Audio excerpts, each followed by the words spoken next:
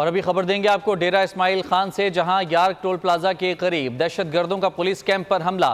Firing के तबादले में पुलिस एहलकार शेर आलम खान शहीद हो गया है। डेरा इस्माइल खान में यार्क टोल प्लाजा के करीब दहशतगर्दों ने पुलिस कैंप पर हमला किया है। फायरिंग के तबादले में पुलिस एहलकार शेर आलम खान शहीद हो गए हैं। शहीद के जस्दे खाकी को DHQ अस्पताल मुंतकिल किया जा रहा है। पुलिस के मुताबिक कानून नाफिज करने वाले इदारों का सर्च ऑपरेशन भी जारी है। यार्क टोल प्लाजा जाने वाले ट्रैफिक को भी रोक दिया गया है।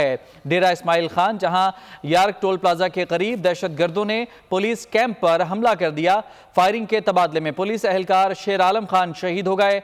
शहीद के जस्दे खाकी को DHQ अस्पताल मुंतकिल किया जा रहा है। पुलिस के मुताबिक कानून नाफिज करने वाले इदारों का सर्च ऑपरेशन भी जारी है, जबकि यार्क टोल प्लाजा जाने वाले ट्रैफिक को भी रोक दिया गया है। DI खान में यह वाकया पेश आया है, जहां टोल प्लाजा के करीब दहशतगर्दों ने पुलिस कैंप पर हमला कर दिया है। सब्सक्राइब करें और बेल दबाएं ताकि कोई खबर रह न जाए।